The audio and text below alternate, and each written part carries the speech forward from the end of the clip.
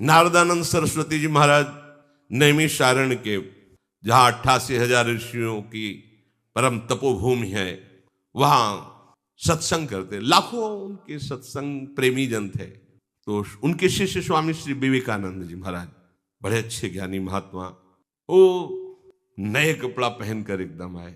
स्वामी जी की सत्संग में ही दृष्टि पड़ी। निजी जन को बुलाया, बोले जाओ गौशाले में गोबर जितना उसे गीला करो पानी डाल के, और उनको बुलाया विवेकानंद, जाओ एक छविया में वहां गोबर भरा मिलेगा, उसे उठा के लाओ और यहाँ सत्संग में खड़े रहो, जब तक सत्संग हो गोबर रख के खड़े रहो। जी, आज्ञा उल्लंघन नहीं हो सकता। वहां गए तो पहले पानी डाल के गोबर गीला करके छविया में रख दे, उठा के सर में, वैसे सत्संग के बगल में टप टप टप। उनके जितने नए कपड़े पहन के आए थे सब शांत, जाओ।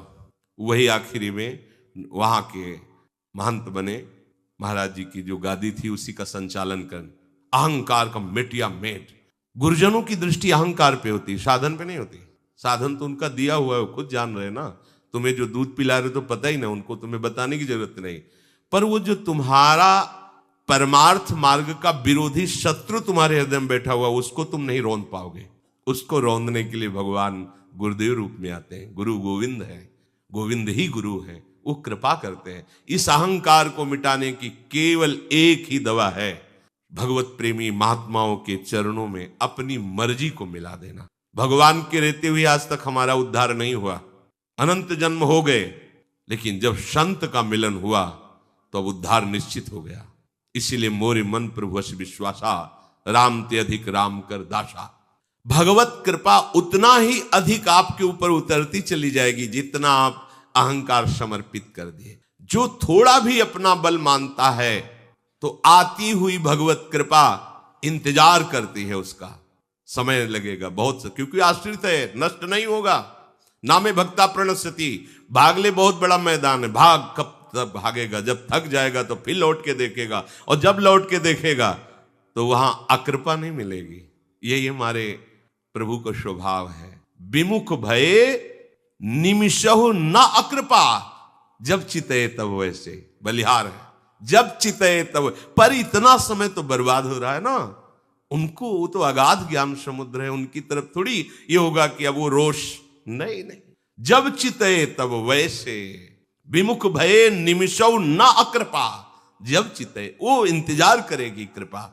तुम्हारे मनमानी आचरण जब बंद हो जाएंगे, आश्रित हो जाओगे, हार जाओगे, फिर उठा देगी। नामे भक्ता प्रणश्यति, समय लग सकता है, शरण में हो चुके, एक बार शरण में हो गए, दुर्गति नहीं होगी, लेकिन प्रमाद स्थिति में समय नष्ट करना ये बुद्धिमानी नहीं होगी। शरणागत होने पर बड़ी विलक्षण चित्त वृत्ति हो जाती है। अखंड अटूट कृपा उसे डुबो देती है। तो आप अपने अहंकार को बीच में लाकर कृपा की उस आती हुई धारा को मोड़िए मत, आप केवल आश्रित रहिए। देखो, धीवर मछुआरा मछलियों को पकड़ने के लिए जाल फेंकता है नदी में, जितनी जाल के अंतर्गत आएंगे सब मछलियां फंसेंगी, लेकिन जो धीवर के चरणों की तरफ बढ़ गई, जाल उसे नहीं फंसा पाएगा, जाल सामने फंसाता है। ये जाल है अहमता ममता का, माया का जाल, ये सब फैला हुआ है, हर जीव इसी में फंसा हुआ है। एक अहमता ममता इस जग में है दुखदाई, पर इस जाल को डालने वाला कौन है? मायापति श्री हरि। आ जाओ इनके चरणों में, संसार समुद्र से इनके चरणों की तरफ आओ, जाल नहीं फंसा पाएगा। जैसे चक्की चलती है, हर दाना पिस जाता है, पर जो कील के पास आ गया दाना वो सुरक्षित रह जाता है। श्री भगवान कहते हैं मामे ये प्रपद्यन्ते माया में ताम तरंती। एकमात्र उपाय, आ जा मेरी शरण में। कहां से आ जा? हृदय के अहंकार से हटकर आ जा। दो ही क्षेत्र हैं, एक भगवान और एक अहंकार। सारा का सारा सृष्टि का खेल इसी अहम से चल रहा है। यही अहम तीन रूपों में हुआ, शतहम, रजहम और तमहम। इसी से राक्षस, देवता, पशु, पक्षी, मनुष्य सब इसी से सृजन हुआ है। महातत्व के बाद सीधे अहंकार है, अहंकार से ही सारी सृष्टि हुई है। ब्रह्म मूल प्रकृति और त्रिगुणात्मिका ये प्रकृति, अहम से युक्त, इसी से संपूर्ण सृष्टि का सृजन हुआ है। इसका लय होने के लिए बुद्धि का निश्चय, महातत्व, बुद्धि का निश्चय भगवत चरणारविंद में, बस सीधे पहुंच गए ब्रह्म के समीप, बहुत नजदीक। ये बंधन बहुत बड़ा है। संस्कृति मूल शूल प्रदनाना सकल सुख, ये बड़ा सूक्ष्म अहंकार है। जब अहंकार होगा और आप ये बात सुनेंगे तो आपको जलन शुरू हो जाएगी। हम आपको पहचान बता रहे हैं और अंदर आपके आएगा मैं कहाँ अहंकारी हूं, मैं क्या अहंकार करता हूं, किस बात का अहंकार। वो अहंकार ही आपको सावधान कर रहा है कि मैं हूं, चिंता मत करो, मैं हूं।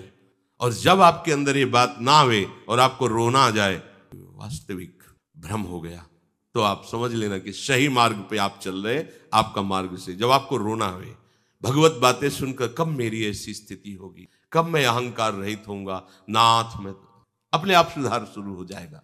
संसार और प्रभु के चरणारविंद, ये दो क्षेत्र हैं। संसार के जो सन्मुख है वो प्रभु की बातें कर सकता है, पर स्थिति नहीं आएगी। और संसार से विमुख होकर प्रभु के जो सन्मुख है वो बोले ना बोले स्थिति प्रज्ञ हो जाएगा। ये खास बात होती है। बोलना, सुनना, सुनाना ये सहज है, लेकिन स्थिति आना ये बहुत कठिन बात है। स्थिति आती है समर्पण से, समर्पण से। जब आप समर्पण की बात नहीं समझ पाते तब साधन की बात कहिए, ऐसा करो, ऐसा करो, ऐसा करो, तो करते करते तुम हार जाओगे। जब हार जाओगे तो भक्ति का आखिरी स्वरूप है आत्मसमर्पण। अब यहां से प्रारंभ होगी। पाई रस भक्ति गुण जुग जुग जग दुर्लभ भव इंद्रादि विधिम। कैसे पाई? आत्मसमर्पण से। आत्मसमर्पण कैसे हुआ? साधन से। चलो इस साधन में चलो। खास बात है आत्मसमर्पण। यदि अभी विवेक काम कर जाए आप आत्मसमर्पण, तो अभी रस भक्ति का प्रादुर्भाव हो जाए। खास बात ये, अहंकार आत्मसमर्पण नहीं होने देता। संसार और प्रभु दो प्रगट में मार्ग रखे हुए हैं। संबंध घोर संसार से हमारा लग गया। देख लो अंदर की वृत्ति, देख लो। हमें क्या कमी किसी के आश्रय की जरूरत है? हमारे पास रुपया है, व्यवस्था है, मकान है, लोग हैं, सब। क्या हमें संबंध किसका है तुम्हारे हृदय में? और इस रस को वही प्राप्त कर सकता है। चक्रवर्ती सम्राट अम्बरीश जी हैं, लेकिन संबंध केवल भगवान का है। ना अपने भजन का है, ना अपनी पवित्रता का है, ना अपने राजपने का है। एक महात्मा अपने तप का बल दिखाकर उनको भयभीत करना चाहता है। दुर्वासा जी एक कदम पीछे नहीं हटे, ऐसे हाथ जोड़े खड़े रहे वैसे ही। और उनका प्रभाव श्री हरि का संबंध है, तो संबंध ने संबंधी की रक्षा कर ली। सुदर्शन चक्र, उनको पता भी नहीं है। इस संबंध भक्ति का खास विषय है। संसार का संबंध तुमने माना है, प्रभु का संबंध है, मानो या ना मानो, हम उनके हैं। मान लोगे तो संसार का माना हुआ संबंध हट जाएगा, नहीं मानोगे तो भी वो आपके हैं। जब आपको समझ में आवे तब मान लेना। किसी बात को लेकर के अपने में कुछ जो विशेषता दिखती है, उसी का नाम अहंकार है। यदि तुम्हें विद्या का, बुद्धि का, धन संपत्ति का, जन का, त्याग का, वैराग्य का, भजन का, इनका अभिमान है, तो आप अभी पराधीन हैं। अभी आप में बल वो भागवतिक जागृत नहीं हुआ, क्योंकि आपकी शुद्ध शरणागति नहीं। काहू के बल भजन को, काहू के आचार, ये शरण केवल केवल हमारे माई श्यामाजू को रात दिन उन्हीं का चिंतन है, पर बल उनका है। ये चिंतन उन्हीं की कृपा से हो रहा है। धन को लेकर अगर विशेषता हुई तो धन की दासता है, प्रभु की नहीं। संसार के किसी भी जन, व्यक्ति, वस्तु, पदार्थ की संबंध वृत्ति उसकी दासता है। ये तुम्हारी हेता है। तुम अपने परम पद से दलित हो चुके हो। परंतु जो भगवान पर निर्भर है, प्रभु पर निर्भर है, ये स्वतंत्र परम पद है। शास्त्र सदगुरु भगवत वाणी की पराधीनता ये स्वतंत्र परम पद है, माया मुक्त करने का है। प्रभु चाहें उसको अपना मुकुटमणि बना ले, मालिक बना ले, या उसको सबसे नीच घोषित कर दे, उसको कोई फर्क नहीं पड़ता जो प्रभु को समर्पित है। हाँ देखो, बड़े बड़े सिद्धों को पिटवा दिया ठाकुर जी ने। पहले तो भेजते हैं सुंदर भोग की थाल, खा पी के थाल लगा देते, बाहर धो के रख देते समुद्र के से, फिर भेजते हैं अपने पास, ओ तुमने थाल चुराई, पिटवा दिया। दोनों में समान, क्योंकि दोनों में प्रभु की मधुर लीला देखते हैं। प्रभु का हमारा संबंध जो दृढ़ है, उसमें अनुकूलता प्रतिकूलता का प्रश्न ही नहीं उठता। अगर अपने में भक्ति की भी विशेषता दिख रही है तो ये अभिमान ही है आपको, क्योंकि जिनमें विशेष भक्ति जागृत हुई वो दैन्यता की मूर्ति हुए। तुमको कैसे अनुभव हो रहा है कि तुम विशेष भक्त हो? जो विशेष भक्त है वो अपने को कैसे बोल रहे, क्वाहम तुच्छा परम मधमा। भक्त में जो विलक्षणता उतरती वो इस तरह उतरती है कि उसका शरीर, इंद्रियां, मन, बुद्धि सब भगवत स्वरूप है, पर वो सदैव इस बात से गलित रहता है हृदय कि मैं नीच अधम किसी योग्य नहीं। वो भगवत स्वरूप स्थिति है। फिर उनके शरीर में और उनके स्वरूप में अंतर नहीं रह जाता। शरीर को पांच भौतिक कहा गया, स्वरूप को चिदानंद कहा गया, तो उनका शरीर भी चिदानंद हो जाता। ज्ञानी का शरीर चिदानंद नहीं होता, क्योंकि मिथ्या भाव करके ब्रह्म सत्य में स्थित हुआ है। लेकिन भक्त का शरीर चिदानंद हो जाता है। साक्षात विमान में सदैव परम धाम श्री तुकाराम जी गए। परम भक्ता श्री मीराबाई जी सदैव प्रभु में लीन हो गए। श्री महाप्रभु चैतन्य देव सदैव जगन्नाथ। कितने से भक्तों के चरित्र आते हैं। ज्ञान मार्ग में शरीर चिन्मय नहीं होता, क्योंकि ज्ञानी असत से संबंध विच्छेद करके सत्य में स्थित होता है। परंतु जब भक्त प्रभु के आश्रित हो जाता है तो उसका शरीर भी, इंद्रियां भी, मन भी, प्राण भी सभी भगवत स्वरूप हो जाते हैं। इसलिए केवल प्रभु की शरणागति ही हमें। एक बार प्रज्ञा चक्षु संत श्री मानव सेवाश्रम के स्वामी जी का शरणानंद जी महाराज आगरे जा रहे थे, यमुना जी के किनारे किनारे। तो एक थे नहीं बाहर के, तो आंतरिक नेत्र तो खुले हुए ही थे, और उनको पता नहीं चला मार्ग से, लाठी से। और प्रज्ञाचक्ष जनों को कुछ भागवती कैसी दृष्टि होती है कि हमने देखा है कि आगे गाय है और वो घूम के निकल रहे। तो फिर बताया कि बाबा देखो ये बट वृक्ष आ गए ना, मोड़ वाले आ गए ना बट वृक्ष, इनकी भी परिक्रमा करनी। उनका आप सच्ची बताओ तो वृंदावन में तुम्हें दिखाई देता है कि नहीं? तो उनका बाबा बिल्कुल नहीं, हमारी तो आंखें वो। तो हमको तुम्हें पता कैसे चला? बोले हमें एक एक पग से पता है कि इस समय हम यहाँ आ चुके हैं। एक एक पग मतलब अंदर। तो ऐसे ही वो आगरे जा रहे थे, अकेले थे, लाठी लिए हुए, लाठी के सारे एकदम दरार फट गई और यमुना जी में गिर गए। गिरने से लाठी भी छूट गई, जल में है केवल। और तो अब हाथ पैर मारे तो कुछ समझ में नहीं कि किधर को मारे। भाई पता हो कि इधर किनारा तो कुछ हाथ पैर मार, लाठी दिखाई नहीं दे रही थी।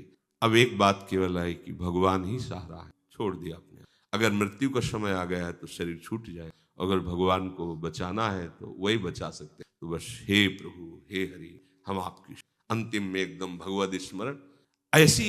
ऐसी एक लहर सी आई जैसे किसी ने हाथ पकड़ कर घसीटा हो, और लाठी बिल्कुल नजदीक आ गई। लाठी पकड़ा, एकदम किनारे आ गए।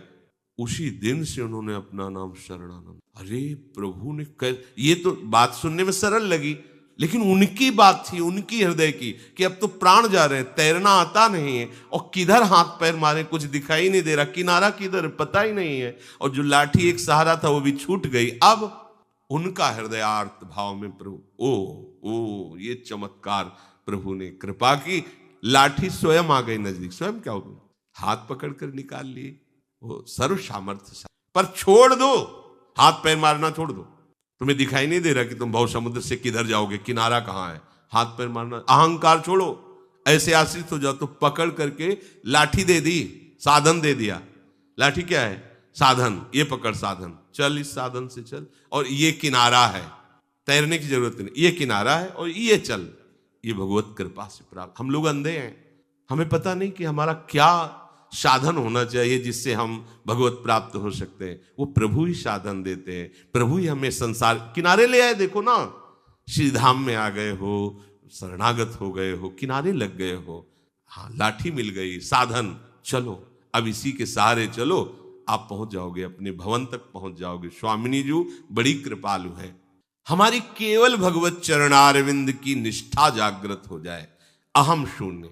इसमें संत जन उदाहरण देते कि एक बकरी चराने वाला बकरी चरा रहा था, तो एक बकरी हरी हरी पत्तियां चुनने में खूब मगन थी, और संध्या काल हुआ तो सब बकरियों को लेके चला गया। ना उस चराने वाले को होश रहा उसका, और ना चरने वाली बकरी को होश रहा। अब संध्या अंधेरा हो गया, तब उसे चेतना आई, देखा आसपास कोई नहीं। अब वो डर गई। अब वो चली तो सामने एक जलाशय दिखाई दिया, तो सोचा अब जो होगा होगा, प्यास लगी, पानी पी लेते।